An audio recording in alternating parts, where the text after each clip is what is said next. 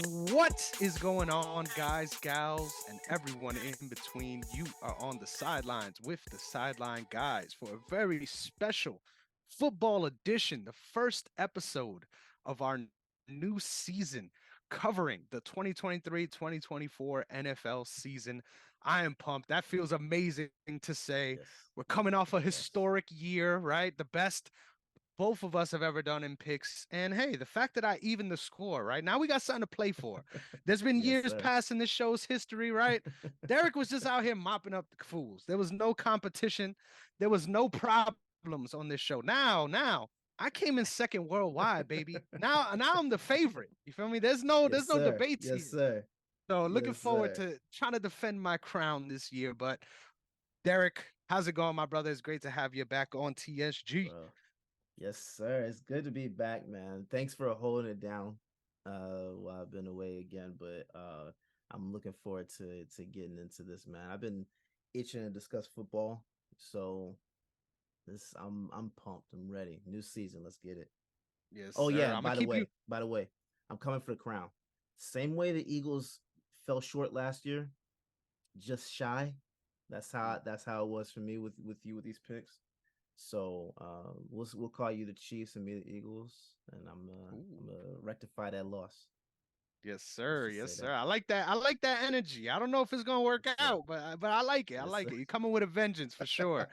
And Oh, and for I sure. just think it's appropriate. I got to keep you itching a little longer. I got to keep you on the crack fiend vibes. You know what I'm saying? I gotta. 'Cause we ain't there yet. We're gonna start off the show today discussing a very important topic, one that I think is a little bit more polarizing than it should be. Right? I think this is Yeah. an issue where a lot of people are really losing the core of what we should be talking about here, and that discussion takes place in the world of NBA. So obviously not an NBA player just yet, but we're talking about Bronny James. Unfortunately, we got the news that he had suffered a cardiac arrest during one of his practices at USC. Yeah. Thankfully, the medical staff was able to keep him in stable condition, get him to the hospital, and he fortunately has been already released. He is at home recovering now. I hate that the central topic of discussion here is really conspiracy theories and wacky right wing ideologies. When in reality, right, Yeah. this is a very tragic story. Right, I'm very Yeah. thankful that everything is okay because just thinking about the landscape of the next 2 years in the NBA, right? Mm-hmm. This is a huge storyline that everyone was following, and this could have been so much of a way more different conversation that we're having here as far as Yeah. just a tragic loss of someone who obviously just has the world in front of him, right? So I'm Yeah, just man. so thankful, first off, to say that he is doing better. But most importantly, I think it's important that we do touch on what the discussion has devolved into. Everyone decided to make this about vaccinations, while to my knowledge, I'm not sure whether or not it is public record whether he even is vaccinated or not, right? So this is a Right. conversation that I think is very ridiculous at this point, has gotten way out of hand. I'm thankful once again that we have good news, right? So we can actually Yeah. talk about this. But Mm-hmm. ultimately, I'm gonna pass it off to you by saying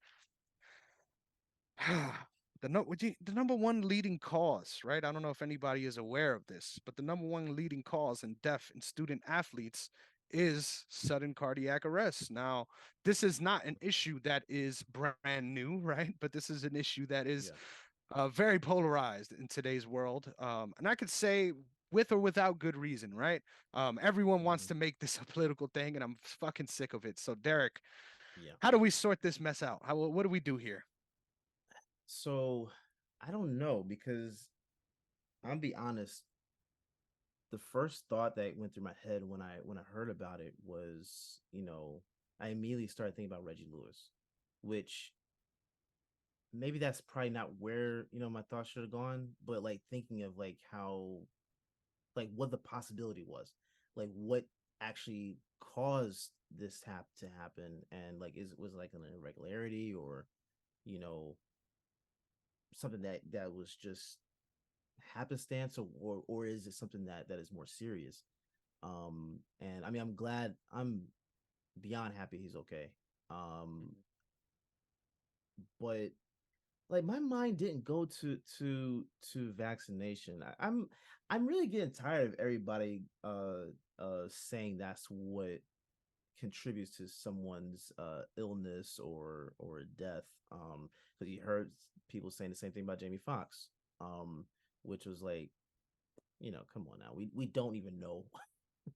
Like The honestly, I extent. think if yeah, I think yeah, that and they did a perfect job by keeping that whole thing private, but I think we're doing a disservice by saying that all that a small amount of illnesses or deaths have led to this, are linked to this vaccination. We don't know.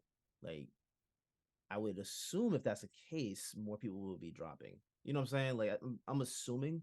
I could be wrong, but that's what my thought process is on that whole thing. But yeah, my like I immediately started thinking about Reggie Lewis and like how this impacts Bronny's future, right? Mhm. Like, is this going to be something that is long term, and he can't play basketball anymore, or is it something that maybe they had to like put like a pacemaker in or something like that to make sure Mhm. everything is good and he's good to play. um I'm assuming they're going to keep this quiet for a while, until they find out like what the actual issue is. So we at this point, all we can honestly do is speculate, which I hate doing. Um, but I mean, what are your thoughts on that? Because is if we're seeing this point where he can't play basketball, um, you know, is this something that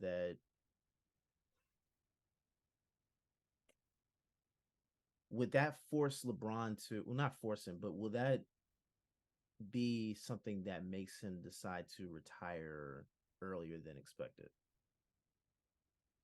That's a good point. One that I haven't even really considered in the scope of this, right?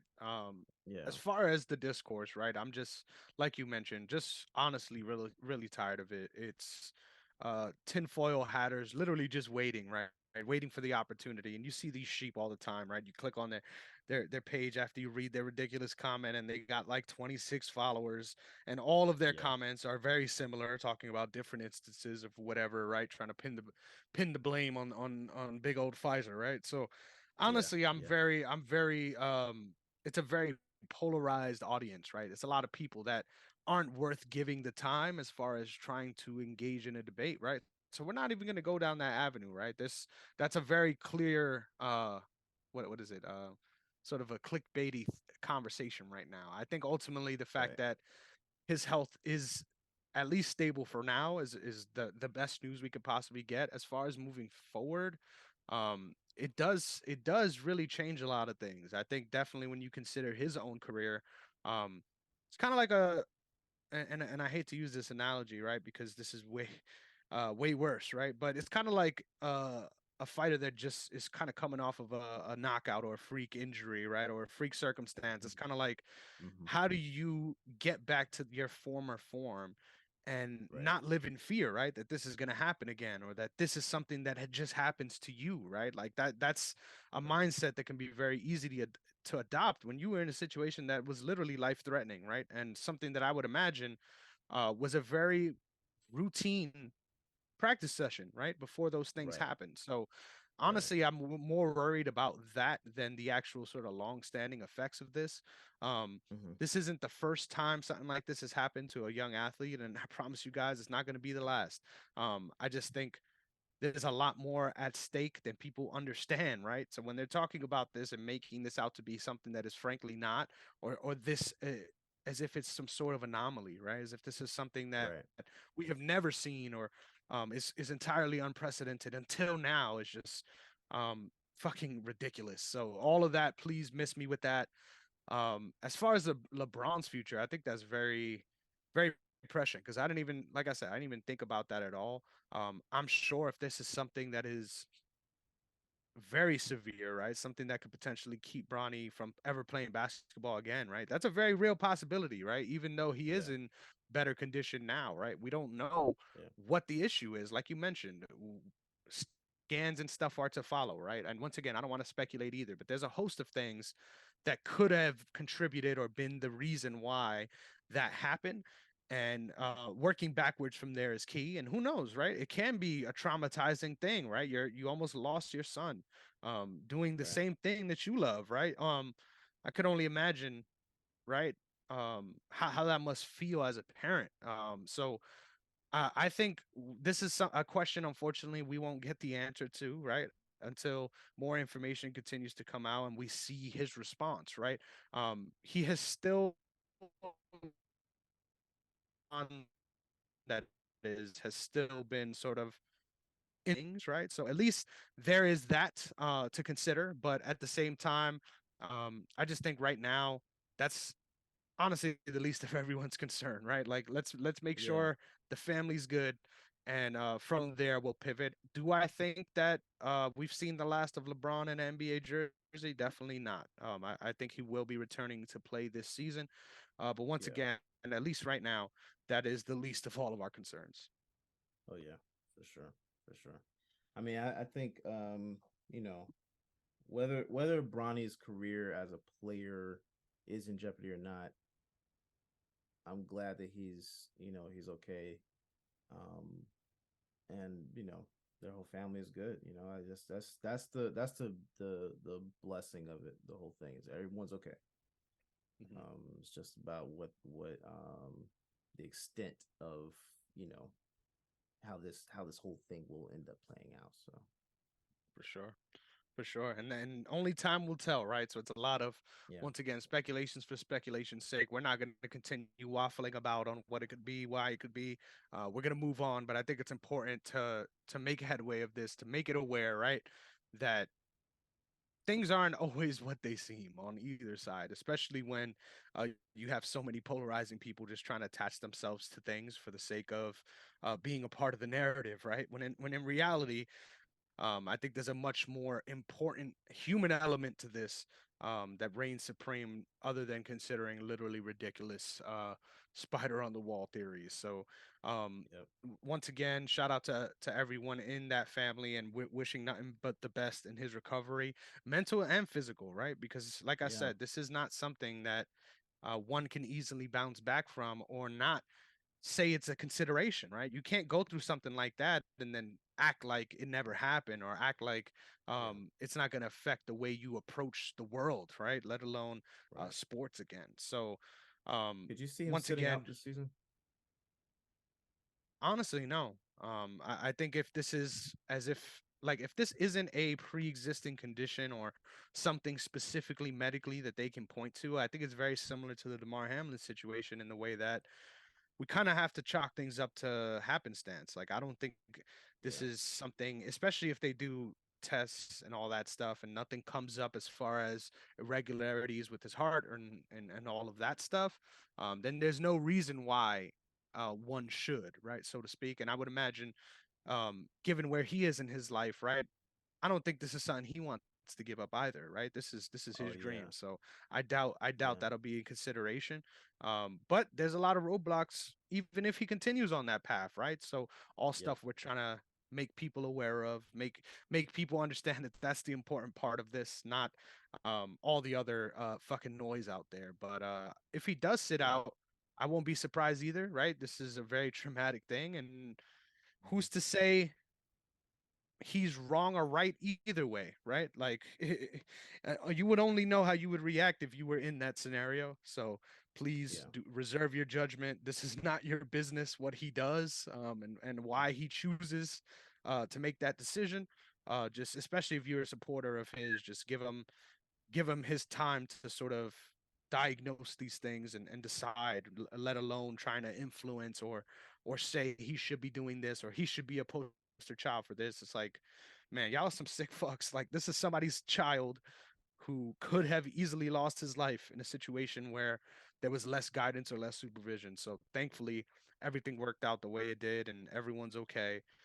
But moving forward, right, this isn't something that is out of the ordinary, right? And I say mhm, that not to say, hey, people just catch random heart attacks every day. Like, no, that's not what I'm saying. right, It's more so this is a real thing that happens. Please, the fact that you mentioned that one athlete, there's so many other athletes that have dealt with this in their careers as well. So this is not the first time this has happened. I guarantee you guys this probably will not be the last time this happens either. But let's not try to act like this is some sort of plague coming Yeah, upon us. No. But if there's anything to yeah, learn from this, I will say um, get yourself to a CPR class, right? Get yourself educated yeah, so for that if sure. you ever find yourself in a scenario like this, sounds cliche, sounds corny, but you could literally be the reason why someone's alive versus Yeah, a much more tragic situation. So I encourage everyone, please, if you have CPR classes available to you, take them. yeah, for sure. No, I agree with that for sure. So with all that being said, let's move on to the bulk of what we're here for today to get into our NFL preseason talk. Um, and the first topic for today, where we're going to jump into, is the RB market. So I think this has been the hot button conversation in general across sports, right? The past couple of weeks. So Yeah, think it's only fitting that we touch on this, but I think from a different angle, right? We got to come correct on this show, and I think a lot of people have been diving straight into the money talk, but haven't really been reinforcing why this is so crazy, in my opinion. yeah, But let's make one thing very very clear as far as positions and what they mean to a football team. I think it's mhm, important to have this discussion first as far as running backs and their specific roles on these teams. I think it's really important to note that I think RB is one of, if not, you could argue the most important positions in the NFL. Now, mhm, advanced analytics lately will make you think otherwise, right? I feel like everyone is trying to make it seem and devalue everything that RBs do in today's NFL. But at the end of the day, historically, I think this really is backed up by the fact that not only is what they're doing one of the hardest positions, right, as far as on your body, the tax that it puts on you for the rest of your career, but also just execution wise, right? This is not an easy position to play. This is a position that your success really does rely on a lot of other people that's in front of you, right? It's not just you and what you put yourself through either. It's you have to be in the right situation as well in order to thrive as a back, unless you're just a generational Hall of Fame talent, right? That you could make things happen without an O line. But I think it's really right, important to put things in perspective here. I think what is the issue isn't necessarily that RBs are not important. Because let's just look at the reality of the league, right? The faces of the league, in my opinion, a lot of them are running backs.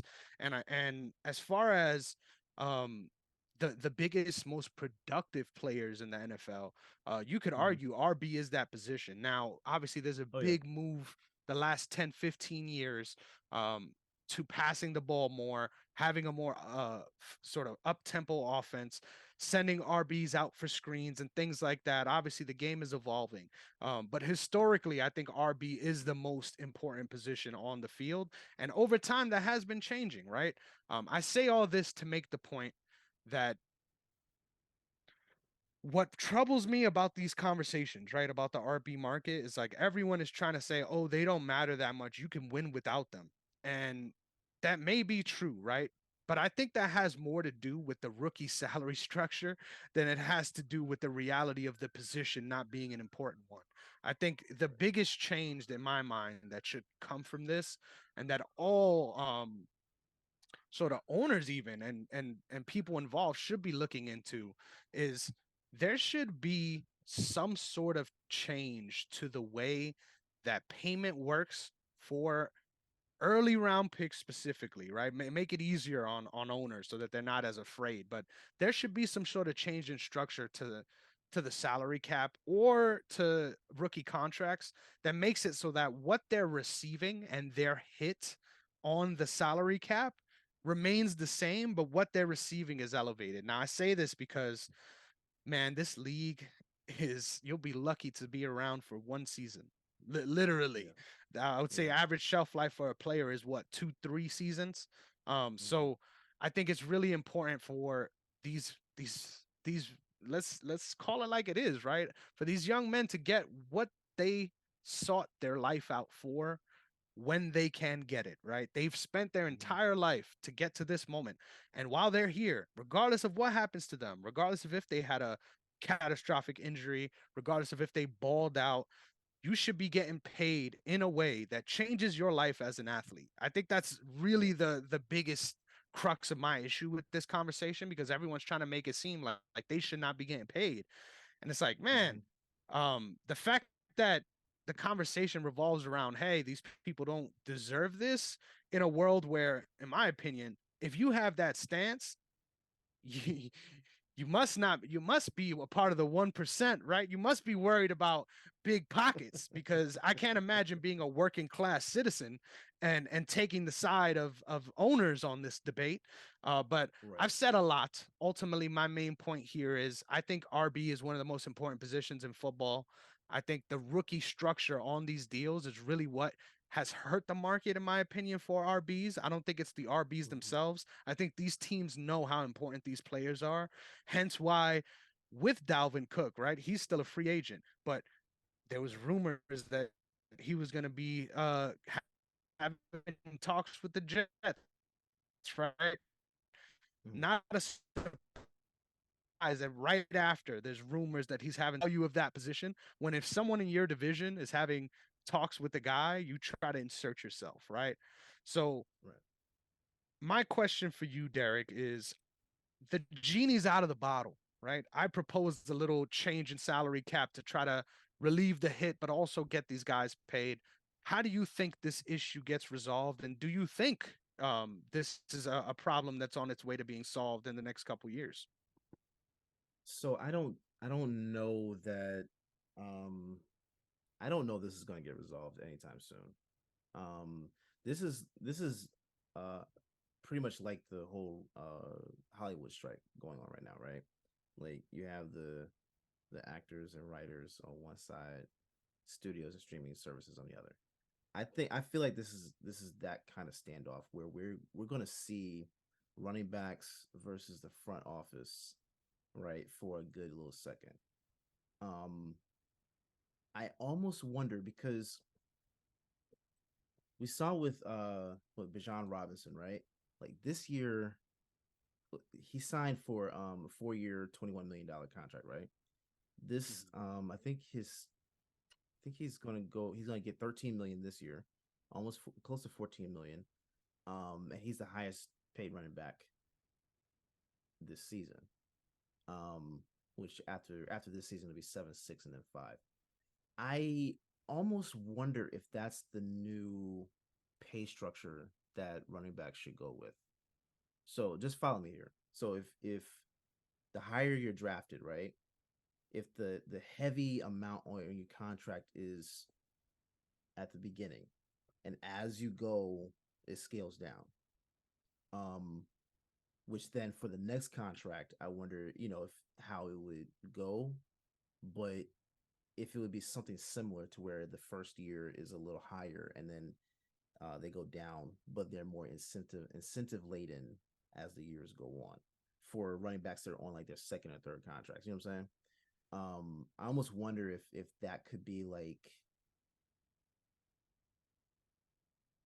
the new template, where you're putting all the heavier amount on the first 2 years or so, and then it's less on the last two if you're doing 4 years, and then like as the further down the draft you go, the pay scale gets. Of course, it already does this, but will be less in that way. I'm the reason why I'm kind of man, I don't know if that's, to be honest, people are probably already yelling at the screen right now. I'm be honest, I don't know if that's how the structure is for all contracts right now.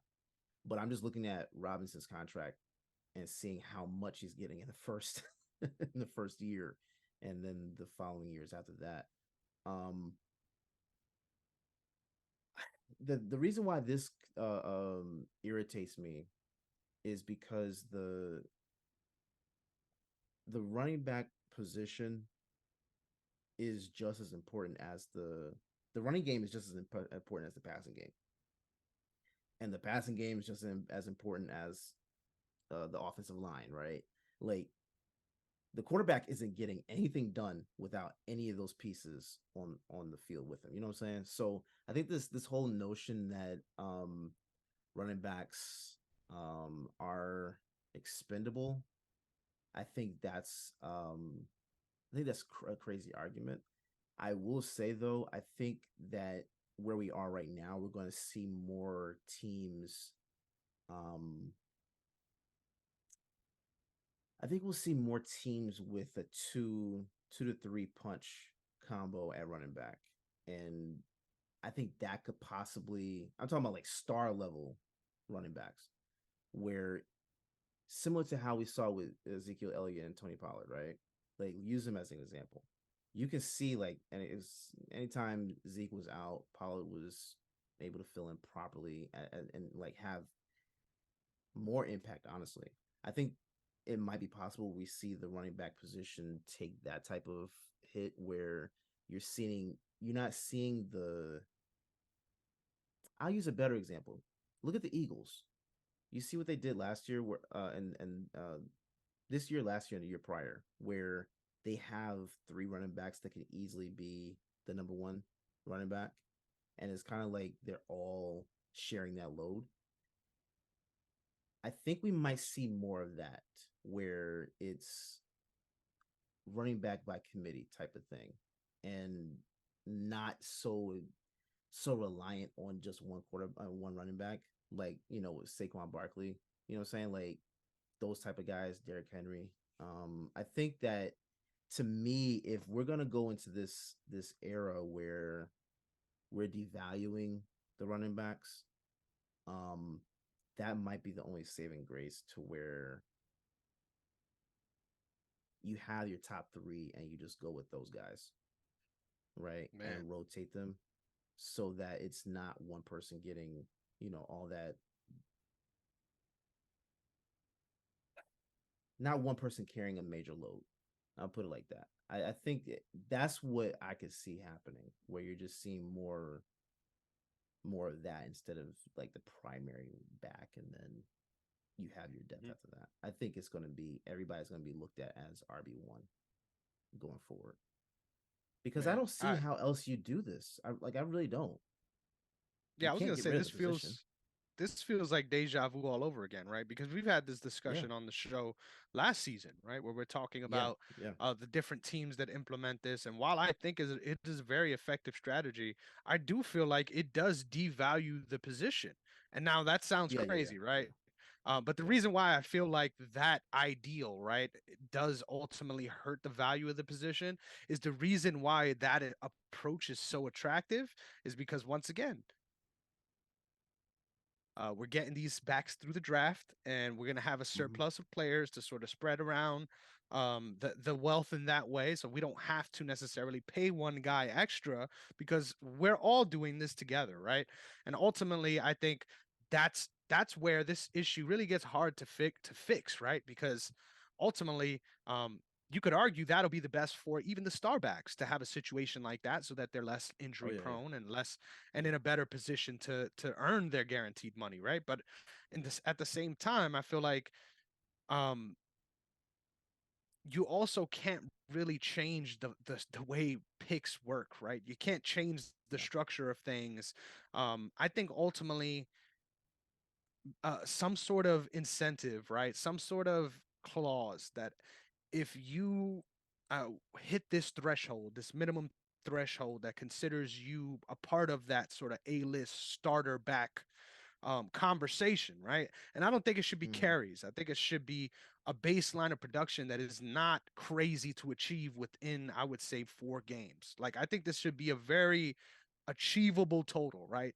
So we implement this incentive where as soon as you hit that threshold as an RB, you getting paid a certain amount, right? That guarantees that A, you're good enough to not have to contemplate um skipping out on injuries, right? You can put your full force of your money into recovery and all these other things so that you're not stressed out financially, but also in that way that there is some relief on the team side of things, right? Where yeah, they're going to have to pay you, right? But ultimately with the money they're making back, I'm sure that's a drop in the bucket.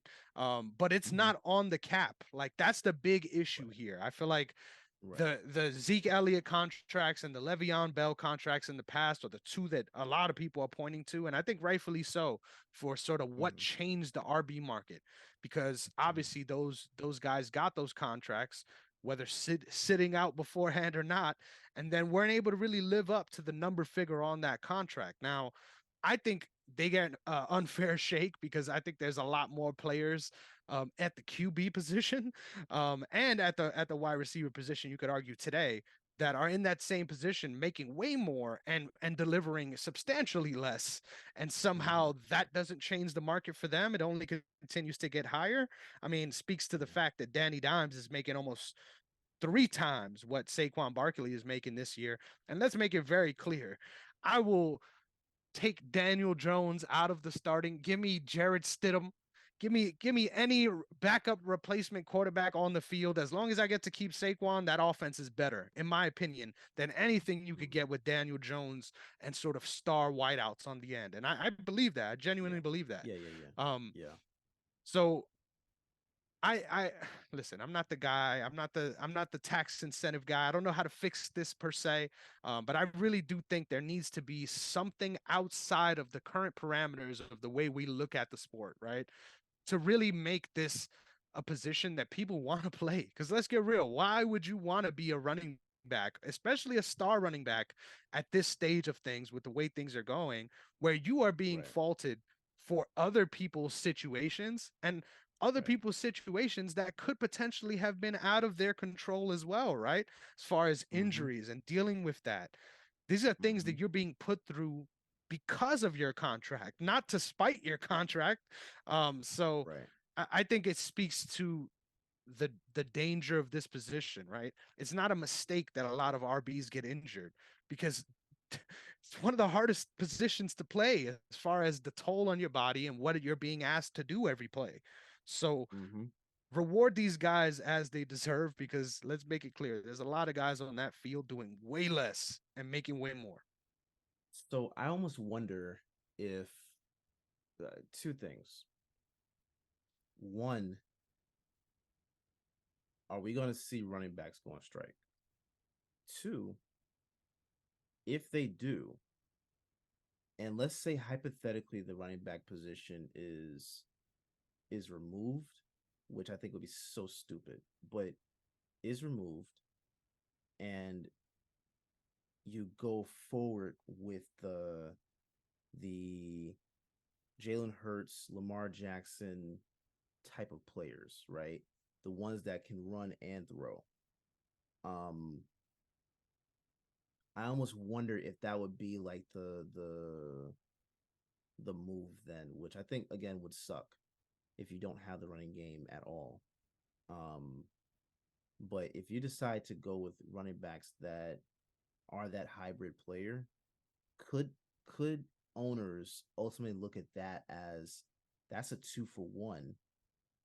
Let's just remove the position altogether, save money from paying, with paying that, and just put it all on the quarterback to run or throw. Could you see something like that eventually happening if for some reason this doesn't get resolved, the running backs go on strike, whatever it is? Could you see that ultimately being where the game evolves to? No, because I think flag football is not a commercial sport for that very reason, right? Like Yeah. it it Yeah.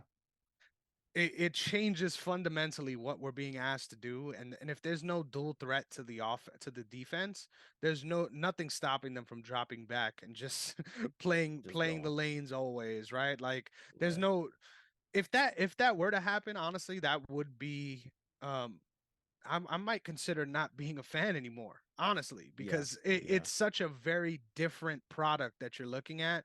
And Yeah. honestly, I think ratings wise, right, and all those things, I won't be surprised if execs are licking their chops at the prospects of that, right? Because I feel like Mm-hmm. with the way the league is headed in general now, I feel like there's much more of a focus on QBs and passing plays in general. But Yeah. I just think it fundamentally changes what we're going to be watching. So for me, not gonna be able to do it, man. That it just sounds Yeah. so strange. It does. It does. I mean, it sounded strange to. It felt strange to say, because like again, those type of quarterbacks aren't. They're not everywhere, right? Like you don't have that dual threat quarterback that can legitimately do it. I'm not talking about like Danny Dimes. I'm not talking about him. He like, yes, he can run, but I mean, we're talking. I'm talking about one that's like an actual running threat. You know what I'm saying? Um, those aren't quarterbacks that you're going to find just everywhere. Um, but I could possibly see where the running backs decide let's go on strike. You know, Sure. and if they end up doing that, I think it could possibly lead to a lockout. Like I would be interested in seeing if that happens. I don't want it to.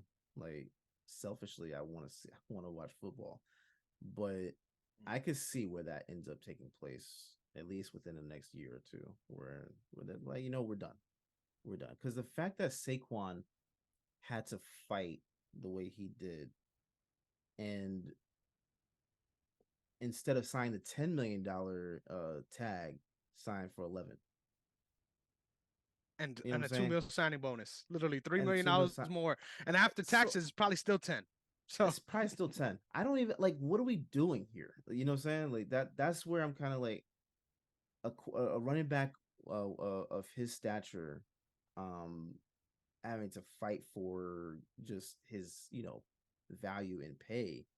That doesn't make sense. while Daniel That doesn't Jones make is sense. making 40 mil a year And in this bro, I economy, swear on everything. Like Daniel that's the Jones, worst contract. Everyone talks shit yeah, about all these different RB contracts. Everyone talks shit about some of these QB contracts recently. That has been the worst one. And I'm surprised there hasn't been yeah, more talk on that specifically. Because shout out to yeah, Brian Dayball. They had a good season, right? I won't be surprised if they regress this season. Honestly, we'll get more on that in the next preview shows, but I'm yeah, predicting them to regress this season. And with all that yeah, being said, the fact that he got paid that much, once again, I'm not a hater, right? This isn't to say, man, I don't want Daniel Jones to get paid. Every one of these guys deserves to get paid because at the end of the day, yeah, the same risk that they're all accepting of, they're all dealing with on the field. So please, yeah, whatever you have the value to negotiate, please make it happen. But at the same yeah, time, if you're gonna so criminally devalue the RB position and then criminally overvalue the QB position, yeah, it just skews things in such the wrong way where like I said, like there's no reason why as a young kid you would want to pursue being a running back. Like right, you could just be a, right, a dual threat QB, like you mentioned beforehand. Like that is a much more lucrative option. Um, so a sign that I was thinking about too when you were talking earlier is like the breakdown of like the potential RB strike and what that will mean for the game and imagining the world without the RB position. And my main takeaway for that is like, well, if we get that far, then why are we even running after the catch, right? Like, let's just stop. Let's just call the play dead right there, and yeah, let's just yeah, only throw right at that point yeah, because I really don't see the difference. The inherent risk of injury is there for every single player on that field, right? It is oh not yeah, yeah, different yeah, based on position. If anything, I yeah, would argue the risk for absolutely, RBs is much higher because of, once again, the demand, what they're being asked to do. Um, yeah, take a car crash for free on every play, right? And be happy about it. And then yeah, smile when we give you a low ball offer on your next contract. Like it's yeah, disrespectful at this point. And yeah, ultimately, I think, and once again, a great example of this too. Let's look at the guard market in today's NFL. Let's look at the line, yeah, offensive line, what they're getting yeah, paid. They're getting paid in yeah, some cases more than a lot of receivers and tight ends make. So if we're being yeah, real here, right? If there's enough money there to go around, I'm sure there's enough money. This is the biggest league of all leagues, right? This mm, is as big as it gets sports wise. Everyone talks about football stuff, and I agree. I think football globally is a much bigger sport. But as far yeah, as North American leagues, this is by far the biggest. There's no reason why we're pinching pennies for players that you could argue are more important to their team than a lot of their peers that are getting paid more. It's just really ridiculous at this point. And I could only imagine with RBs feeling this way. I think the next crop, the next wave of people that are going to be feeling this way are defensive players too, because the offense Oh, for continues sure. to get better every year, and the Mm-hmm. defense has to match that at a baseline, right? Regardless. Mm-hmm. So imagine when they're looking across the field and you see guys like Danny Dimes making 40 mil plus a year, and you're like, man, every time I play him, I'm cooking him. So why am I not Yeah. getting a piece of that? So I just Yeah. really feel there needs to be some sort of change in structure, even if it's incentive laden, even if it's money that isn't being a part of the team hit so that they have more freedom to sort of around as an organization, fine. As long as these people are getting paid what they deserve, I'm fine with that. But I agree with you. I'm in favor. If they're going to be going on strike or anything like that, I will pay with my attention dollars. As much as it'll pain me, Yeah. I think if I would be in solidarity, I would not watch, Yeah. right? Yeah. Because it isn't the same. And I don't think there's any cause really that's better to get around in this one as far as my football fandom. Because at the end of the day, like people have been saying the game has changed for the last 5 years, and I agree. It has changed and it will continue to go in Mm-hmm. the same direction. But Mm-hmm. if something like this fundamentally changes the NFL, I'm not in it no more. No, thank you. Yeah. No, I agree with that. I agree with that. I think it's going to be very interesting to see what ends up taking place with this. But to be honest, I don't.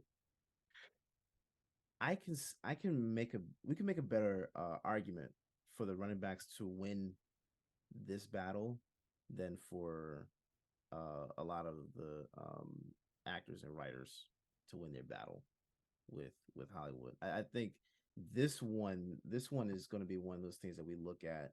I think we look back on, and when we start comparing causes and stuff like that, I think the running back's going to have a much bigger argument because if you don't have the running backs, you don't have a game. Honestly, it is going to be very weird. It would be very weird to see them out there in that field without a running game. And I think you can figure out ways to protect your players, right? Um, whether that is changing the turf and all that stuff, or um, maybe you sit them for certain games. You figure out how to protect them or whatnot in certain ways. Just there are ways to make sure that you're getting um more bang for your buck. If your concern is that running backs, for the most part, don't last as long as other players, other positions do. Like that argument is valid, but at the Speaks same to why they time, should be getting paid more. they need to get Literally. paid more, right? And I think that's why I would be in favor if the pay structure is different. Make sure that first 1 2 years, especially if they're a high impact player. If we're talking about players that don't really see the field, the pay structure will be different for them for sure. But if you're talking about your premier players like Saquon, like Derrick Henry, like McCaffrey, whatever, if you're talking about players like that, it makes sense to make sure that the first year or two is heavy, and then you're able to do a drastic dip on pay on the last end of the deal. Um, I don't know. I don't know. I mean, they're going to have to figure something out, but I think that again, the running backs have a serious argument here. They have a serious argument, and it's weird. It's weird that players like Dalvin Cook or Ezekiel Elliott don't aren't signed right now. You know what I'm saying? And that speaks to the market too. But I mean, wouldn't it make sense if they're not going to be the number one to have them as a backup running back somewhere? You know what I'm saying? Like, could you imagine that? How that would be? I think it'd be very interesting to see what takes place though. I'm very intrigued. Yeah, man. And another big name too, right? Leonard Fournette. Leonard Fournette's still unsigned as well. So That's true. Yeah, yeah. it's crazy. These are guys that, right? We're gonna talk about dynasty leagues later, right? These are guys that honestly are formidable picks, right? You look at them and you're like, man, they're gonna be productive players for the next X amount of years. They're guys I want on my squad, and it's like they're not even on a team right now, and it's not Yeah, because there isn't a team that couldn't benefit, right? I'm sure it's just a matter of budget and figuring those things out, right? But ultimately, once again, you can't force anybody to do anything, and that's the weird situation here. Like I feel like there has to be some sort of meeting in the middle and compromise and understanding the nuance beyond just the numbers on the paper, because I feel like yeah, that's where a lot of the arguments come from, and it's like, man, what they're doing is worth way more, right, than any of that, right? I love the age old analogy. It's like if I offer you $1 million right now to do XYZ, regardless of how strenuous it may be, you might just take that, right? But if I offer you $10 million, and I guarantee you you will not wake up tomorrow, most people are not taking that deal, brother. So there's a real reason why I think a lot of these conversations are on the forefront. It's because it's that serious. It is life and death. yeah, They are a play away from that serious of an injury that could really change the course of the rest of their life, not just their athletic career. So we beat this horse to death, but it's clear what side we're on. And ultimately, I oh yeah, think if you're on the other side, um, another one of those situations where history will catch up to you, and it'll be very clear that you were on the wrong side of things. Um, so, but with all that being said, our next topic of discussion, right? Got to move on here. Um, it's to the sad parts of things, right? The parts that we've been just talking about now. There's been some devastating injuries in the preseason, and I think it's important for us to touch on as far as the impact as well as the circumstance, right? These are very yeah, strange preseason injuries that have taken place. So the first one that's really notable is I was about to say Miami Dolphins cornerback Jalen Ramsey just was recently traded to Miami this offseason for a third round pick, as well as the yeah, tight end, Hunter Long, I believe is his name. Um, Suffered a major knee injury that is going to require surgery. I saw a report that he's going to be out 8 weeks. It's like, God damn. That's a very short time. I think it's safer to say out the rest of the season. Um, Apparently his ACL is intact, which is always a good sign, right? With a knee injury this serious. But ultimately, what do you think the impact of an injury like this in the preseason is for a team that just gave up a lot to get this player, right? And yeah. on top of that, sort of, I don't know if you saw the play between where him and Tyreek collided, but it seemed like a very routine play, right? So, how as an organization do you kind of avoid situations like this? I don't know that you can, because I was thinking about that earlier too. Like, how do you actually for training camp? How can you actually protect players from injury? But unless again, unless there's something to do with the turf, I really don't know what you're gonna do. I really don't, because and I didn't see his injury. I saw Joe Burrows, but I didn't see his. Um, when it's something like that, that's almost that seems like a freak accident almost. I don't even know like if the change of turf would have made a difference. You know what I'm saying? I don't know what you can actually do unless you're going through reps unless you're going through reps and either not playing in cleats or um Getting regularly scanned, right, to check for yeah, partial tears or something like that. yeah, which that makes a lot of sense to do. I don't know what you could do, honestly, because you what you don't want to do. Because I was thinking about this earlier too. Like I don't if you go too extreme with precaution, players aren't actually like getting you know conditioned for the actual game, where they go into the actual game and they get hurt right off rip. So you don't want to see that happen. But yeah, I don't know, man. Unless short of doing that, oh, I forgot what it's called. What was that? I forgot what they call it. But that how you see it on social media where those guys are playing football, but they're just kind of like walking and then juking every guy out. Like unless you you're doing something like that, I don't really don't know how you're going to be able to prevent injury 100%. You know what I'm saying? So you know, I think it's one of those freak accidents. Maybe, maybe considering not being in cleats, maybe that might be one of the things where you're just in sneakers on on the field instead of cleats. Maybe that could do something. I don't know. I don't know. Which even that would be weird because you're not getting your full grounding. So I don't like. I really don't know, man. I think this is just one of those freak accidents. It's the reason why I hate this time of year. Mhm. This is the reason why I hate this time of year because between training camp and preseason, it seems like we're getting hit with a lot of injury bugs a lot, throughout the league.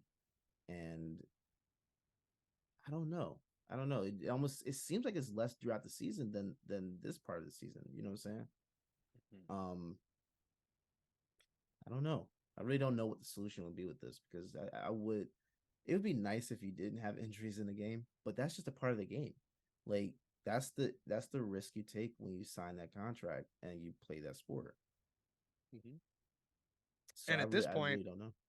as far as like progression and prevention, at this point, it's not like they're looking to shorten the season. They just lengthened it, right? They're not. Yeah, yeah, yeah, yeah, So all of that talk is crazy, right? I think this is yeah. what really puts the emphasis on why a lot of these NFL athletes are the best athletes in the world, right? Because this isn't just um a situation where you need to be the best for X amount of time. You really need to peak yourself for a time that's much longer than you're actually playing, right? In order for you to be at peak performance while you're playing. So many considerations there as far as avoiding injury. I feel like my main thing, right, especially with early stuff here, there's a lot of non-contact stuff going on anyway in training camp. So it's Right. like, how do you make this even softer, right, on the body? Can't imagine Yeah. it, right? Like you said, you need to get fit to play in order to be able to perform come the season. So Yeah. I agree. I don't know how to prevent this, but ultimately I think it's a really unfortunate situation for the Dolphins specifically, right? Because of what they gave up Mhm. and now what they're losing on top of it, right? Basically, imagine you gave up the player and you gave up the pick, right? That's Yeah. basically what it is. Um, Sucks that that's the consideration, right? When this is actually someone's life and someone's livelihood that is affected by Hmm. this injury. Yeah. Wishing him nothing but the best in his recovery. But ultimately, I think, like you said, injuries are a part of the game. There's no way I think fundamentally they can change the game that will remove them, right? Like even if we Right. go two hand touch, right? Like there's still the possibility of all these things happening. So Yeah. I think it's a part of the game that we have to come to accept, right? But at the same time, I think maybe there should be some sort of um, back end incentive that helps these different organizations in the case where a player that they acquired or a player that was already on their roster, right? That's signed to their team has some sort of injury. Maybe that now opens up some sort of exemption, right? Yeah. Almost like the mid-level exception that we hear about a lot in the NBA when they make a trade, right? Something like that, Yeah. to allow these teams to sort of nimbly respond to this. Too. I almost wonder if doing training camps indoors could help. So what if the extreme heat, because this time of the year, right? What if the extreme heat is contributing to I don't know. I don't know what it could at least with the muscular injuries. I can't speak to joints, but at least with Mhm. muscular injuries, what if the heat that's out there is contributing to the fact that you have guys that are sweating more and they might not be drinking enough water, right? Where you're now experiencing a little bit of dehydration or whatever, and then that could be like overcompensation for something internally that ends up happening. What I almost wonder if that is the case, and if that is the case, could air conditioned training camp be the thing that alleviates that? You know what I'm saying? Man, fuck I, that. I, If I anything's gonna change this, it's fucking PRP injection straight into the knee. yeah. Give me a legalized sport where we can have some sort of compromised as far as the medical advancements in today's society, Yeah. where I understand this is a very dangerous sport, right? I understand the risks, right, and the things that are allowed in this sport that aren't in others, which make it a Yeah. specific issue, right? In performance enhancing drugs. But once you're injured, right, I feel like it should be from that point on free game to some extent, right? This is actually a conversation that has recently been introduced in the UFC as well, where Conor McGregor had that famous leg injury where he broke his leg against Dustin Poirier, removed himself from the testing pool, and has just been absolutely sauced out of his mind on the road to Yes. recovery in order to ensure right a full recovery, and then make him do his due diligence to make sure he is clean, right? Make sure the piss isn't breaking the tester, right, before he gets back out there. But some sort of Yeah. way to sort of bridge the gap here, because yes, you don't want guys competing sauce to the gills, but at the same time, um, I can only imagine none of these guys are becoming NFL athletes by eating a good side of broccolini with their chicken breast, right? Like there's a lot going on beyond just natural supplementation going on here. So Yeah. a more broader range to what is allowed should honestly do the trick. I'm sure there's people getting fucking ACL tears in Antarctica too. So it don't matter how hot, cold, yes, no. Uh, there should be, in my opinion, a different way to approach recovery once it is clear that you're not going to be involved in competition. No, I agree with that. I agree with that. I actually like that idea. I actually like that. I like that. I I mean, it makes sense. I never even thought about that with Conor McGregor. Mhm. It is kind That's of very problematic interesting. though, because Yeah. I know there's a lot of studies out there that show that the effects that you garner from taking such drugs last far beyond the window that you're actually using them. So I know Mhm. that plays a factor, right? And I think that should be considered. Um, but it's just so hard to expect people to do this. Like I said, just sipping on a protein shake and eating a good old chicken breast Yeah. be able to make you recover from something like that substantially quickly. No, it's not. Yeah. No, I agree with that. I agree with that. So the next devastating injury, right? Such a segue right there. But the Yeah. next one that we heard of, I just got to say this, right? Because I don't like, and this is the second time now, right? Because I gotta be transparent here. We don't like seeing people get injured, right? But this is the second time now I got caught as a Ravens fan celebrating a Bengals fan's injuries. So I just gotta say, Oh wow. it's pack watch season, baby. Like I got the blunt eats out. It is waiting for me in the bathroom. I'm smoking on that Burrow pack.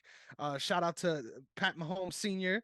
But unfortunately, Joe Burrow has suffered a ankle injury, from what I understand. In practice, he Oh, it got is carted ankle. off. Yes, on his ankle. So it is a calf strain. No. I'm so sorry. A calf strain is what he suffered officially. No details just yet on the severity of that, right? Calf is a pretty tricky injury, right? Because there's a lot going on there as far as stability and mobility. So, really unfortunate hit for that organization, for him specifically. Feels like it's kind of become the story of his career at this point, right? Yeah. Where a lot of different lower leg, lower limbs that he's been having injury issues with at this point, and it just really sucks, right? I don't want to get too caught up in the fandom and just talk some shit, because honestly, it is kind of grotesque and it really does suck. Um, um, this is just another part of what we were talking about earlier, right? This is kind of par for the course, right? This is what we have to come to understand is going to happen if we're going to have this beautiful sport that we all love. But just really unfortunate situation for Joe Burrow and the Bengals. And it's yet to be determined how big of an impact this will have on his season, how long he'll be out. But obviously, hoping that that window is much shorter than anticipated currently. So here's the thing. This is the reason when I first saw the alert, my mind went to, of course, I'm hoping he's okay. But after that, I started thinking about it because he's up for his extension, right? He's supposed to be the next quarterback that's to be paid, and that's obviously going to be the richest contract for a QB when he signs. Could you see where this impacts the negotiations of that contract because this is the this is the second or third lower leg injury for him. Third. So he Third. there was fear after the Chiefs game this past season that he tore his Right. MCL. He didn't, That's right. but he had to go undergo a lot of therapy for that. And then previously, obviously, the big ACL tear that was Yeah. separate, and now this calf injury, so the third. So, of course, and I'm pretty sure we've discussed this on the show before, but um, of course, when you have a huge injury like that, your body overcompensates and puts everything on the other leg, which then weakens that leg in the long run. And I wonder this could if this could impact him with the negotiations. I mean, of course, you're still gonna pay him. Like you're not gonna not keep Joe Burrow. Like that's not even a speculation. But I almost wonder how this impacts it, right? Because this has to impact it. Because that was a non-contact play. Yep. That's the weird part about it. I mean, they're labeling it as a calf strain, but it's especially if we're talking about the lower calf, that's close to the Achilles. You know what I'm saying? I almost wonder like what the I mean I do wonder what would the steps be for him from here on out to help prevent these injuries. Like some Mm. certain injuries you can't avoid, especially if it's with contact. But we're talking about like the non-contact ones. That's what's weird. You know what I'm saying? And it's like almost like, I of need an course, you gotta investigation. Was strengthen. this turf? I need an investigation right now. Yeah, yeah. I didn't. Yeah, I'm just. I don't know what the. I would assume. I would assume he's doing yoga and stuff like that, right? Probably not, but I would assume he is. Mhm. But I mean, that's one of those like yoga is amazing to make sure you're getting your body stretched out and stuff like that. You see a lot of athletes getting into it because of that, right? It helps strengthen a lot of muscles that you don't even know about. Yep. Um, and everything, especially in the leg, everything is connected. Like you could have a foot issue and it's connected to the Your thigh spine. area or the groin. Yeah, it's like it's weird. It's just like, you know, I don't know. But do you think this could impact the negotiations for his new contract? I think if you're saying it's not, you're delusional, right? It has to. It has to affect that, and that's really unfortunate. I agree. I think ultimately he's still going to get a very high, a very very wealthy contract. I doubt there's any way he doesn't. Um, and I think this is sort of a match made in heaven scenario as well. Like I don't imagine him ever leaving Cincinnati, right? Like Yeah, if he was to free and sign anywhere else, like I'll be more surprised than that had than I was that he has place. But yeah, I think it's definitely going to affect that negotiation. The amount of years, right? I think that's something to consider when you have someone that has an injury history like he does. Um, but it's just really unfortunate, right? Because once again, these are things that are really out of his control, right? It's not like he yeah, was doing his drop back wrong or something like that, right? It's yeah, just kind of one of those things that you have to chalk up to shit happens, right? And the unfortunate yeah, part of it is we have so much evidence in the past where things like this have happened and it's negatively affected the player moving forward, right? So everyone is quick to say, "Oh no, now they have that sort of scarlet letter on them." But I think you kind of have to really chalk it up to just a freak injury, which is what it was, and move forward with the hope and understanding that this is a part of the job, and hopefully this doesn't change who you are fundamentally as a player. But yeah, there's no way to know that, so I think that's why yeah, undoubtedly it will affect negotiations for sure. yeah. Because you can't blame this on the offensive line. You can't blame this on Nobody running bumped back. them No one exactly. bumped him. This is just non-contact. Those are the ones that are the scariest, because it's just like at this point, again, there's no way to prevent non-contact injuries. Like they either Mhm. happen or they don't. And but I think there might be some change. Again, I think that yoga is something that everyone could benefit from. So, Yep.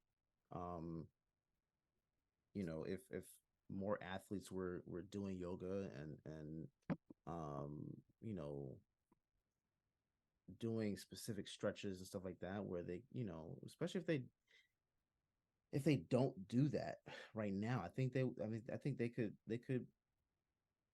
benefit from that because you see with the NBA. I think Joe Johnson was getting into it in his career. I believe I saw JaVale McGee had gotten into it, and I believe Dwight Howard had gotten into it. Like you can see where certain players, especially when they get older, it makes more sense for them to do something that's going to help strengthen them in different ways, and you know make sure that those muscles are activated properly. Um, Maybe he just needs to get into yoga. I don't know what else to say. Like I think that that's a very beneficial thing to get into. I got to get back into it. I enjoy yoga, man. It's a really good practice. Mhm. It's good for you for sure. So I mean, again, Jalen Ramsey's injury, that's one of those things that's just a freak accident. This one was too. I like. Mhm. There's no prevention, honestly, for it. Yeah. I think Bikram Burrow is going to be the new mythical character in sports, similar to Sea Level Kane and all the other mythical creatures of MMA. Bikram Burrow. Let's get him on that hot yoga treatment, minus all the creepy sexual innuendos that go on in that community. Let's get the good benefits from the poses, right? Get the most Yeah, out of bro. it that you can. Yeah, And yeah, and and this is a really cool development too. Like we need to have Dalsum Derrick Myers. Do maybe we'll do like a yoga segment someday or something. That'd be awesome. But yeah, everyone can certainly benefit, and I'm sure moving forward, there's going to be a lot of other QBs that are richer for it, right? So, wishing yeah, nothing yeah. but the best for Joe Burrow and his improvement as he deals with another real serious injury. And I hope this doesn't really keep him out for the rest of the season. It doesn't appear to be that way just now, Yeah. but never a good look whenever you see someone carted off in such a strange way, for sure. He's definitely out for preseason, right? We can agree with that. Yeah, yeah, for sure, for Yeah, sure. yeah. Because I think you got Trevor Simeon as his backup. Um, Who?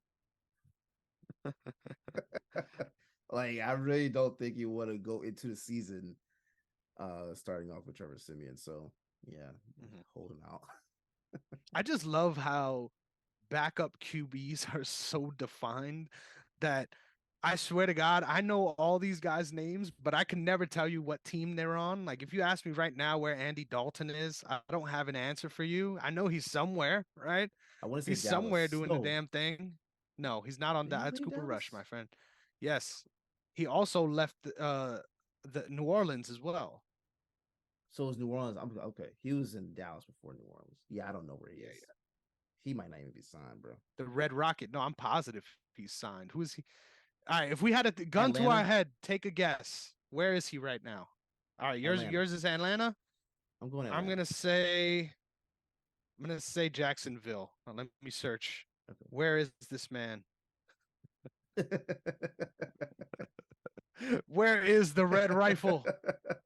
Hey, if it wasn't for injuries, we might be talking about MVP Andy Dalton too, right? At some point. So I Yeah, think that's yeah. important to make note of.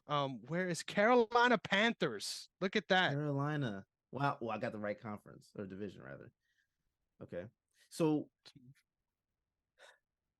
speaking of backup quarterbacks, I know this is not on the docket, but speaking of backup QBs, where do you see Carson Wentz playing this year? Or is he playing? Is the question. Whoa. Whoa, that was a name you just brought me back.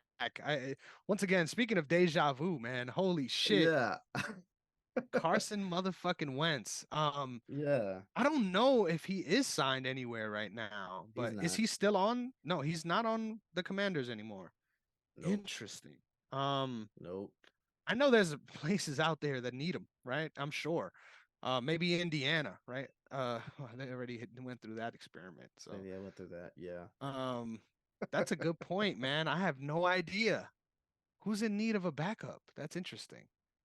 I'm sure he'll end up somewhere though, right? He's not out of the Cincinnati. league. He shouldn't be fully out of Yep, yep. Call him up. Get him in that Hey man. Bengals white uni. Oh my God, it's gonna be like um the Holy Grail. Like you'll Yeah. they have on the all white outfits plus Carson Wentz. Like Yeah. I don't think the Yeah. defense will be blinded. It's almost like They would. Yeah. that Dragon Ball Z spell. You know what I'm talking about? And then everything just whites out. Yeah, it's over for the defense. Yeah. Yeah. Shoot. I don't know, man. I don't know where he could play if he's gonna play anymore. Because I don't think MVP any team Carson Wentz. Put some respect on the man's name. MVP Carson Wentz was for a year and a half. Trust me. A year and a quarter. More A year and a it's more quarter, like it. maybe. Whenever that second year ended for him, after the Super Bowl, that was it. That was it. After when he went down that season, actually, you know what? Playoffs. Jadavian Clowney speared him in the back of the head. That's when it was. Oh, yep. Since Yep. that play, he's not been the same guy. So I really don't know, where he could go. But I would venture to say he's gonna sign somewhere, but I don't think there's a need for him anywhere. Yep. MVP That's fair. Wentz is done. Now, since we're on, I promise this will be the last that we do this, right? This will be the Yeah. last that we do this because Okay. none of this is on the docket, but I think it's still important that we have this fantasy matchmaking. Nick, Yes. if I had to, once again, gun to your head, you needed to tell me where this player was. Can you tell me what team Nick Foles is playing for right now? Nick Foles was playing for the Chicago Bears. He got released. Um, I think he's in Carolina right now with Frank Reich, if I'm not mistaken. Incorrect. He is with the Could be wrong. Indiana Colts. And now tell me this. This is He's hilarious. back with the wait. He's back with the Colts? Yep, He's 20 since 2022. He signed a 2-year deal. he's been with the Colts. So he left Chicago With and went to Chicago. Yep. Indianapolis. Hmm. I think it's interesting that everywhere Carson Wentz leaves, the gap for Big Dick Nick is just wide open, right? As soon Hey as as bro. soon as Carson Wentz is gone, we need to get Nick Foles to fill that void. Hey man, it's been following Wentz's entire career.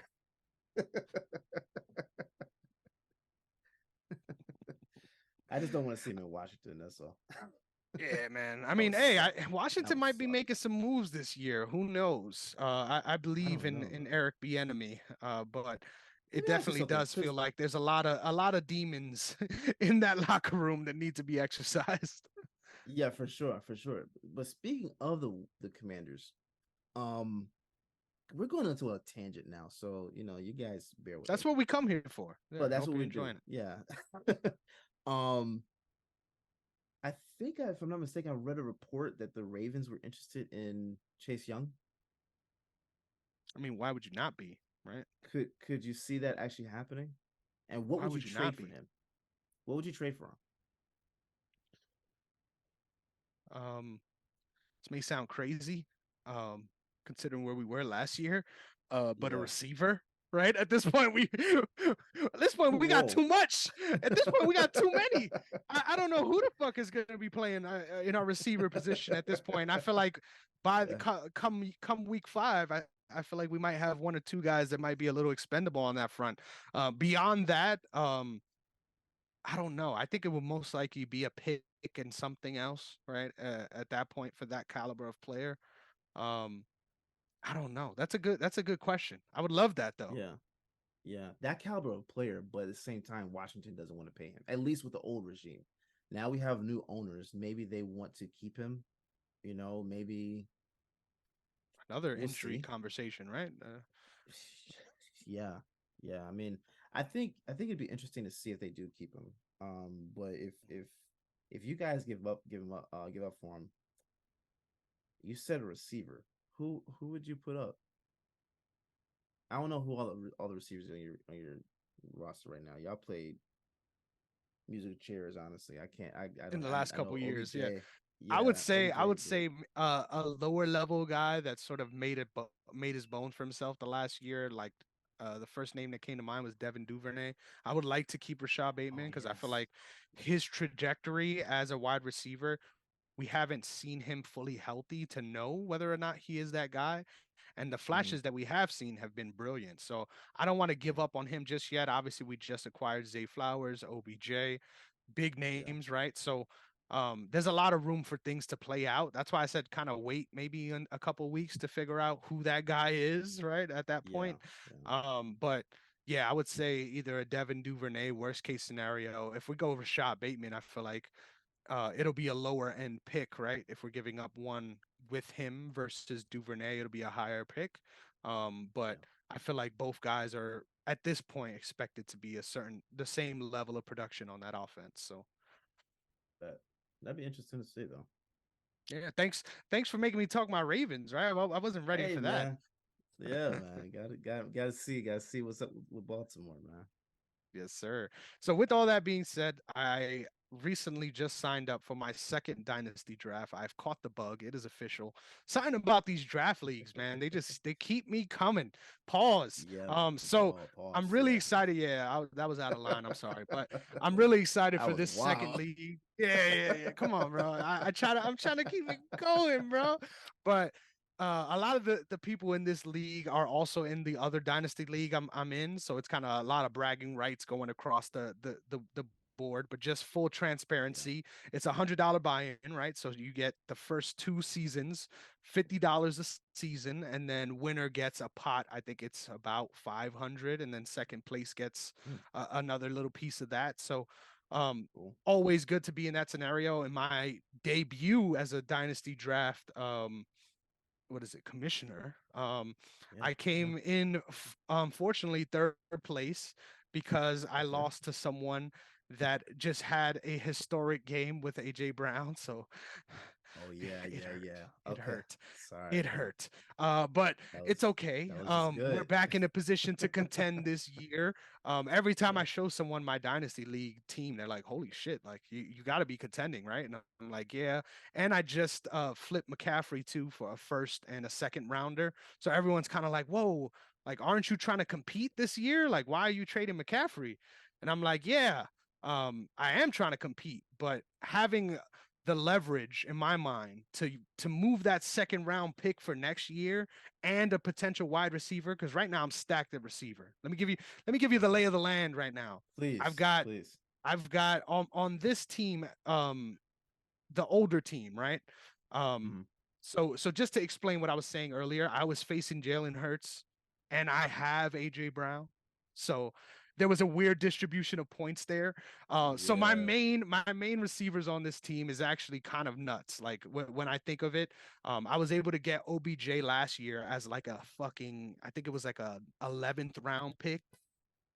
Ooh, that's pretty good. Testing. Can you hear me? Sorry about Yeah. that. Yeah. I got you. You Okay. get it. You get it. So I got OBJ in a real budget late round pick. I also traded my first round pick last season for DeAndre Hopkins. So I have three number one receivers, right? On my team. And then I got some really good backups too. So give me a second as I'm waffling around to try to find my sleeper app. Um, Hold on. You have but I'm AJ so Brown, stacked. OBJ, and Hopkins. Yes, and OBJ and Hopkins weren't even starters for my team last year. So I also have Mike Brown. The receivers on my team are nuts right now. So my goal with that first round pick, so let me just give you the lay of the land. I'm getting ahead of myself. Clearly free to commish because I'm just too hyped right now. I'm too hyped by the prospects of this original team. So here we go. Players Club. This is my starting roster. I've got Lamar Jackson as my quarterback, of course. Right now, my running backs, since I just traded away McCaffrey, my starting running backs are J.K. Dobbins and Tony Pollard. And then my wide receiver Okay. core is OBJ, Mike Evans, A.J. Brown. I've got Brandon Cooks, I've also got Damian Pierce as one of my running backs. I've got Geno Smith as my second quarterback. I've got Darren Waller as my starting tight end. And then here are my benched receivers. You ready? These are my bench receivers. Um, Okay. I've got he's a running back, but I've got Jared McKinnon. I've got Trey Tucker. I've got once again DeAndre Hopkins, Isaiah McKenzie, Chase Claypool, and I've also got at tight end Hayden Hurst and Tyler Conklin. So I'm pretty stacked right now as far as the All right. receiver position and tight end. So I figured I was like, I've got a pretty good RB room too, right? With Damian Pierce, Yeah. with J.K. Dobbins. I also have Gus Edwards, so I have a good handicap there just in case he gets Okay. injured. And then with Tony Pollard, I was like, let me hands down, McCaffrey's probably my most attractive asset, right? But he's also 27 years old. So I'm like, let me Yeah. get younger here. Let me get some picks. I got a guaranteed first round pick from someone that didn't even have a starting RB. Their starting RB was the Atlanta starting back from last season, Tyler Algier. So he didn't even have a starting RB. So I think Oh. that's going to end up being a high round pick next season. And then my Yeah. goal before the season starts, I've been reaching out to a lot of different owners, is to try to grab someone like a Nick Chubb, like a maybe a Joe Mixon for a second round pick and a receiver so that I Okay. maintain two first round picks for this season on top of the squad I already have. So I'm Mhm. really hyped trying to contend. And you can imagine, I'm talking a lot of shit with a lot of these guys already. So this second draft now, I'm like, I need to be locked in. I need to Yeah. have the right approach, the right strategy. I think I'm looking to contend immediately again because why not, right? Yeah. Yeah. Unfortunately, the first randomized pick um, for choosing our draft position, which I thought was interesting. We didn't do that prior. I was the last person on that list, so I did not get to choose my at all where my draft position was. I ended up with the fifth pick, which isn't the worst, right? Yeah. Yeah. So I figured we're gonna do a quick little exercise here, a little fun Okay. dynasty draft, right? Between you and I, Okay. we'll do it in a snake Okay. format. Since Okay. it's a 12 team league, we're gonna go 12 picks, six each. Okay. And our goal here, once again, is you got to remember whoever you draft today is going to be on your team for the time until they retire, right? And you have to consider Yeah. you're buying in on them. So it isn't just production for this season we're looking at, it's more so the longevity in their production for the rest of their career. So changes the way you draft a little bit for fantasy, which is always Yeah. fun. I'm gonna queue up the heads or tails so we could get this thing going. Okay. And while you're doing that, let me ask you a quick question. I've never played Dynasty. So with Dynasty, you're drafting the following season after the initial draft? No. So once you draft, Okay. that's your team for the rest Right. of time, right? And whatever So the moves you make picks, from there.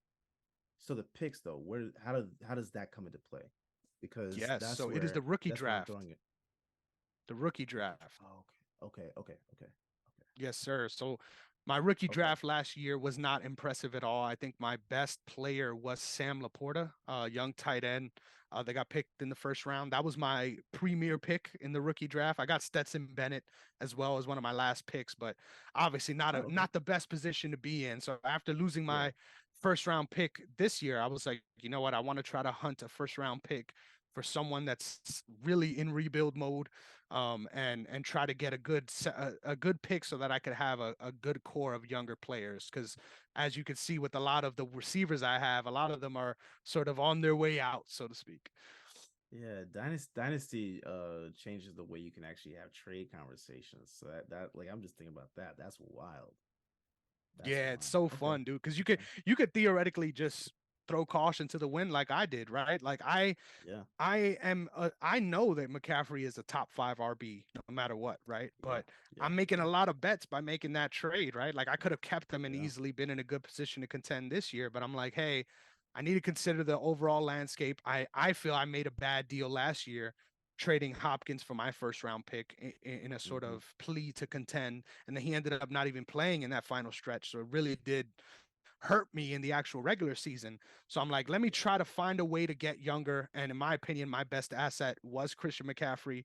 And in my opinion, it's kind of unheard of to get a first in the following year and then a second the year after. So I got some big Mm-hmm. picks in my opinion in return. I got some good value Yeah. there.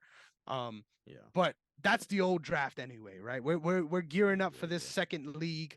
They're going to be running concurrently, but a fun, different way to approach the fantasy game. And it's funny too. Whenever there's a breakout player, right, that nobody really anticipated or heard of, things get Mm-hmm. crazy too, right? Because now Yeah. everyone's Yeah. trying to Yeah. hit the waiver wire to grab them. There's like an auction system, so you have a certain amount of money to bet on these potential free agents, so to speak. So a lot of fun wrinkles to Dynasty. But I'm a gentleman, right?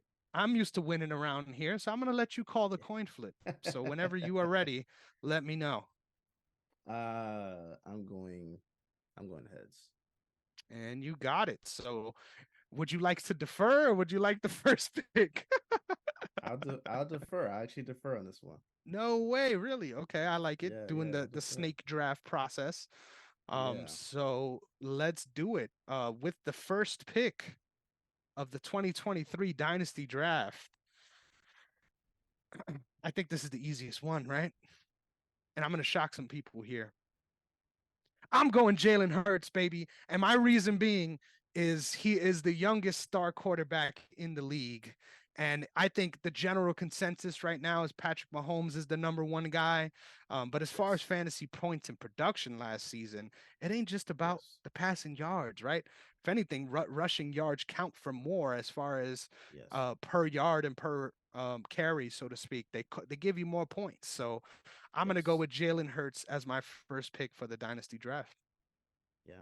And because of that, I'm going to go with Lamar Jackson. Wow, I like that. Yeah. Second pick for Derrick, the double snipe. You love to see it. Lamar Oh, Jackson. yes, sir. Okay, And so it is your pick again, my brother. You are back on the clock. yes. What so positions? We're doing quarterback, one running back or two running backs? Two wide So receivers or let three? you just asked me a very critical question. So let me check this out. So Yeah. in my league, it is one QB, two running backs, three receivers, and then there's two flex positions. So you could either run a wide receiver, RB, or a tight end in that position. And then there's also a super flex. So you could either run a second quarterback or another wide receiver RB. Man. Okay. That changes things, right? That does. That does. That does. I am going to go. Ooh, I'll go Justin Jefferson. Oh, you got that hurt. That one hurt Yeah. because I was so Yeah. ready to pull that trigger. Ah, God, that's a good one though. That's a real good pick. Yeah. Honestly, a lot of big boards have him as the first most valuable player in Dynasty. Yeah. So that's a great pick. Third pick, Derrick is getting Jetta, Justin Jefferson. Yeah. All right. This pains me, right? Because I can go a lot of directions here. I get the fourth and the fifth, right? Um, how do I want to do this? This may be a hot take, right? This may Yeah. not be the overall consensus of most people. Yeah. But give me Jamar Chase with the fourth overall pick. Okay. And this is where I agree that there's a lot of different people I could go for this one. But I'm going to go Bijan Robinson. I think having Oh. youth at that Oh. position is way more important than people give credit for. So give me Jamar Chase and Bijan Robinson. All right. And then I'm going to go. Um. Oh my God. I'm going to go Patrick Mahomes. I'm gonna Okay, swing for yeah. the backup. But the sixth Yeah. pick is insane. So yeah, great pick Yeah. up there. Yeah. I'm gonna go Patrick Mahomes. Got to change your team name to chilling with my homies. I'm actually, I meant to talk to you about that. I do need to actually change my fantasy team name, so I gotta think about that one. So my next pick, I am going to go Travis Kelsey. Ooh, that's a nasty 1-2 punch right there. Best tight end in the game. I like that a lot. Um, So, Let me write it in. Travis Kelsey. Awesome. Okay. With the eighth pick of the Dynasty draft. Whew. So many names off the board, right? It's getting tough yeah, now. yeah, yeah. This is Um, hard. with the eighth pick, I'm going to go. Hmm. This is going to be another hot take. Uh, Give me, in my opinion, one of my favorite players to watch that is unheralded because of his situation. Give me Josh Jacobs, the eighth pick of the Ooh, draft. okay, okay. Right? You got to consider Yeah, situations too with these picks. yeah, yeah, And you can yeah, imagine he's going to be getting a lot of screen passes from good old Jimmy Gone Papaho. You yeah. love to see it. So give me Josh Jacobs. I And then like with it. I my like it. ninth pick, since you have Lamar and Patrick Mahomes, I have to solidify my dynamic duo here. And there's a lot of different directions I can go here for this one. But the fact that this person is still not on the board, in my opinion, when I feel he deserves to be either at the very least the third QB off the board, give me actually he just got injured, right? So this changes considerations. Yeah, yeah, it Give does. Yeah. me Justin Herbert with my ninth pick over Okay. Josh Allen. Over Josh Allen. I'm gonna go Justin Herbert. Wow. Wow, wow, wow. Okay. Um, Remind me. I got one more running back and two receivers. Yep. All right. So I'm going Tyreek Hill. Nice. I'm going Tyreek Hill. All right. Even though he Cheetah. might retire within the next couple of years. Yeah, that's scary, right? Just thought about that. Yeah, I'll go with Tyreek Hill. Then I will jump to. Ooh,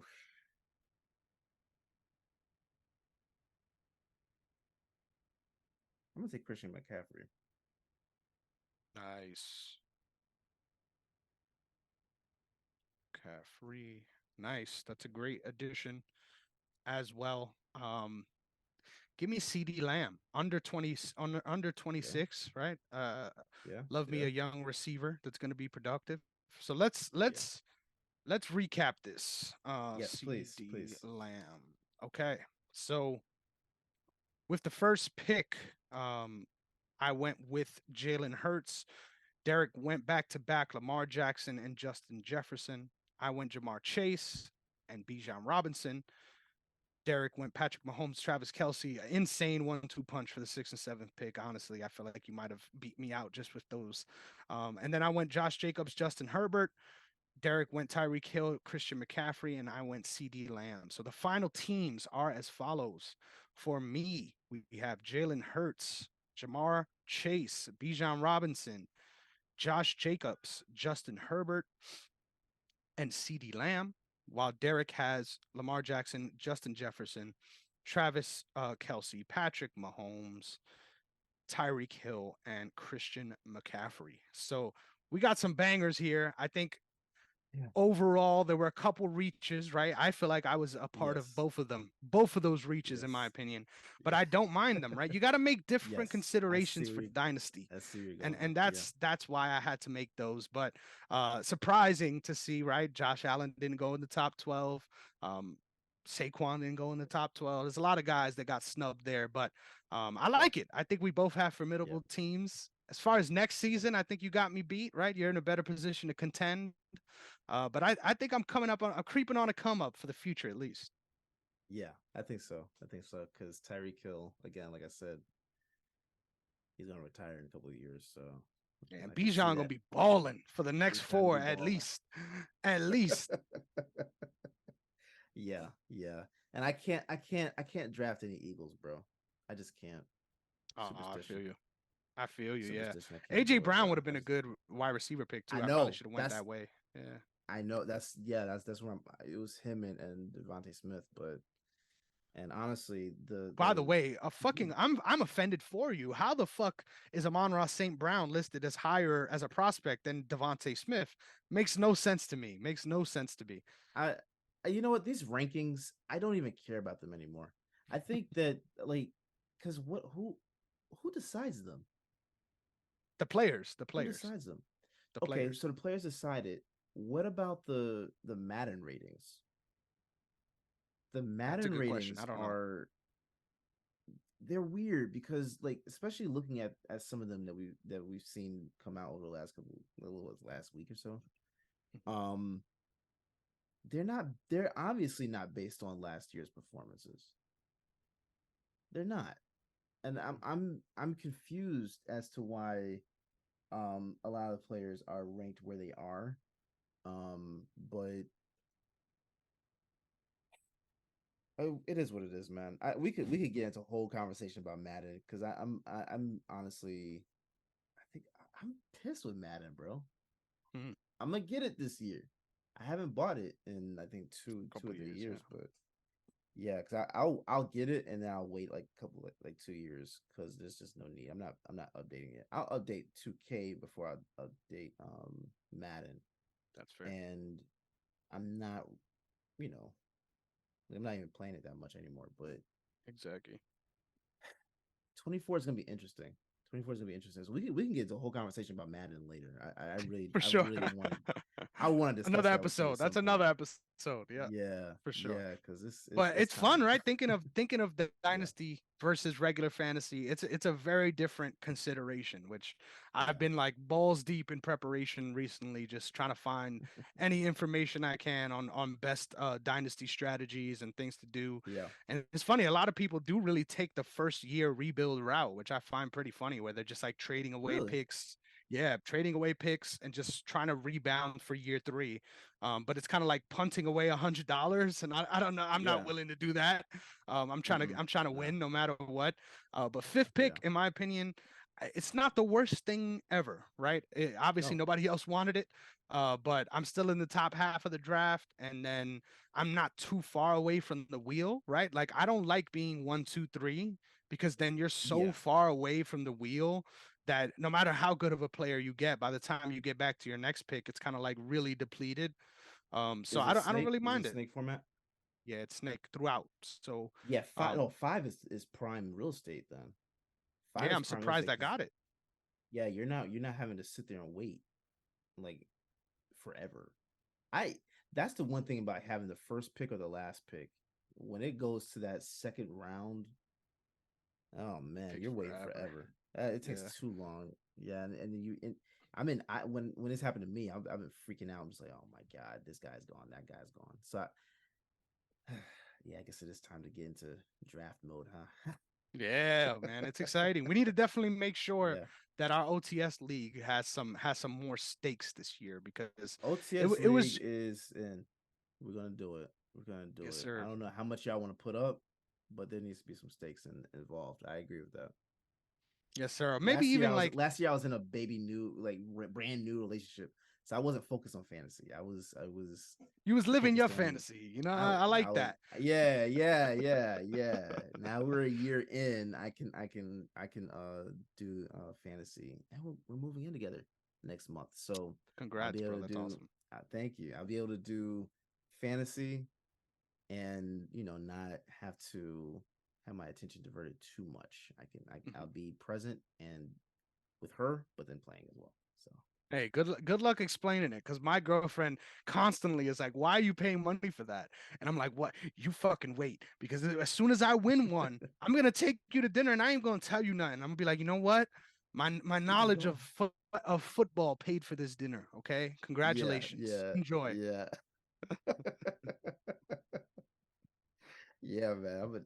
I'm with that. We'll definitely have to figure out what our stakes are with the OTS We at league, but I least got to think do a challenge for the last place team, right? Like we have to make them at do something, minimum right? at minimum. I mean, yeah, at minimum. And you still On got to get camera. that You I still know. gotta Why pay you up gotta? your debt, bro. Hey, we gotta I figure just out. There's remembered there's still that. some negotiations to be had here, okay? Because there's Yeah. some loopholes.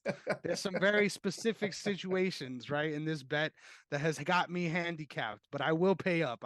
I do need to add some background to me Yeah. to my little setup here anyway. So Yeah. we'll make it happen soon for sure. But hey, there's some negotiations to be had. I'm not going full Sir. terrible towel with the Lakers here. No, thank you, sir. I know. Um, at least what they were able to pull out towards the end of the season deserves something here. So we'll figure it out for Hey, sure. we'll talk about it. We'll discuss it. We'll discuss Yes, it. sir. But it was just the But regular season we were talking about. That's all I know. yeah, we got to go back to That's the all. tape now because Yeah. hmm. But with all that being said, I think it's important, right? We've touched on so many different topics. We're definitely going to come back at you full force again next week, previewing and sort of looking maybe more into these divisions as well as the Madden talk. But um, Yes. let's just do this quick. Let's give us one storyline, something to keep in mind, something to watch out for as we continue through this sort of pre-training camp period. What's something that you have your eyes on in the world of NFL? Ooh. Um. Ooh. Okay. Um. I'm interested in seeing how Saquon outplays this current contract Mm, because you already know what's going to happen, and what ends up being the fallout from that next season because he's got to either he's got to walk away if they're not willing to come back, right? Like he's got to walk away. And then what team does he go to from there? I think that would be interesting to see. I'm really going to be paying attention to New York because twofold reason because of that, but also because Daniel Jones signed that contract, and I mean he deserved to be paid, but not paid. You know what I'm saying? Like he ain't one of them. He ain't one of them. So I think my storyline will be New York in general. I think the Giants are going to be very intriguing this season. Whether it's because they outperform what our expectations are, or because they aren't playing up to what we think they can play up to, and Daniel Jones, either regresses or he's at least at minimum where he was last year, which I for think is sure, actually man. fine with them. I think that's fine for them if he is. Yeah, if he's performing like he did last year, that's honestly what they're expecting of him. So if he doesn't Yeah. regress, that is good. Is it warranted of the contract? Probably not. But yeah, hoping Saquon balls out for the sake of the argument. Um, I didn't want to cop out here because when you said that, I was like, man, I was about to go with the Jets. So I'm not gonna do that, right? We got to stay out of New York for this one. Um, this one is a real sneaky one, right? This is one that I'm not sure um people understand the gravity of it, but Mm-hmm. I'm gonna say let's keep an eye out for the situations and how it's looking in New Orleans. And now that might sound crazy to you Cool. guys, but this is an offense that I feel has been in a real messed up situation the last couple years where between Alvin Kamara and Michael Thomas, there's just been so many devastating injuries that they've had to deal with on Yeah. top of quarterback play problems. Now they have Derrick Carr, right? And now all these guys are healthy, right? On top of their very young receiver. This is where you come in here, Derrick. I know you know his name because I forgot it. Um, uh, The guy God that was damn, there's too balling many out last names. year, Yeah, right? there's too many. Yeah. There's too many people. I'm so sorry, you guys. Shout I out to don't New know. Orleans. But he's a fucking stud, and we don't even know his name. But honestly, I feel like there's a big offense. There's a big potential for this offense to be the most slept on in the league, but one of the more productive ones in the league. So I'm really interested to see how those developments go and what the talk of the town is in training camp. So keep an eye out for the New Orleans Saints. Yes, sir. Yes, sir. That's a good look. Good look. All right, man. So that's all you got for us this week. Make sure that since we already know you loved what you got, right? You stood this long. Make sure Yes, that you're sir. following the brand at OTS Media Co. and OTS Media on all social media platforms. Excuse me, OTS Media on YouTube. Make sure that you're following us so you could get in-depth updates. Right now, we're working on our trilogy series with Realish 2, right? If you want to get some talk of the Lord of the Rings, make sure you check us out there. I've been having a blast doing that. In addition to all the other fun stuff we bring you in the NFL world, right? Also the MMA side of things. I just funny enough, all the talk of the town is Dynasty. Sean and I have agreed now moving forward for all cards that we do previews on. We're doing a dynasty draft with every fighter on the card. So every week Ooh. you have a little Ooh. roster of fighters to keep up with that determines win or loss, sort of a win tally by the end of the season, who drafted the best team. So Okay. really fun little thing to look for there on the MMA side of things. And just in the biggest week, in my opinion, of the year in combat sports, make sure you check out some of the coverage we have on obviously Spence Crawford and then the big fights in the UFC, Justin Gaethje versus Dustin Poirier 2. Yes, But sir. Yes, sir. while we're on the topic, Derek, can you tell them where they can find you? At Derrick underscore OTS. That's DERRICK, the black way to spell it. Yes, sir. You love to hear it on threads too. It's all the same across all platforms. On Goaded, threads man. too, This but you man know is what? goaded. I'm actually I'm also on threads. Like my personal one is there, but I don't do anything for my personal one. I'm mainly on the OTS threads. So you're going to be able to Nice. catch more personality on there. So please follow us on threads. This week at work has been a little hectic, so I haven't been able to get on there as much. But follow OTS Media Co on threads. You're going to be sure to have a good time. Elon Musk has officially killed Twitter, so you might as well come on and join the party. So let's go ahead and do it. X. I hope they get sued, by the way, because shout out to RS3. It looks exactly the same as the Jagex logo. Shout out to RuneScape Yeah, 3. Shout out to yeah, RuneScape. I know all of y'all remember the mini clip days. I know y'all remember. yeah, Yes, they bit off a Jagex with that fucking logo, and I promise you a lawsuit is coming. But anyway, yeah, anyway. yeah. No, I agree with that, man. I agree with that. Thank you guys so much for tuning in. It's always a blast, and it is a pleasure to bring you guys this level of analysis, right? You don't get this anywhere. We got range here at OTS, baby. There's so much that we're knowledgeable on, and between the world of NBA and NFL, really big stuff coming at you guys for this season. So really looking forward to continued success at TSG. With Yes, all sir. that being said, thank you so much. Make sure that you let your voice be heard. Let us know what you want to see more of so we can bring it to you. I think that's what we do here at OTS. We're men of the people, right? Yes, And we, sir. we want to Yes, give you sir. guys what you want. So please let us know. We're givers, not receivers. Okay. Until next time, catch you. Peace.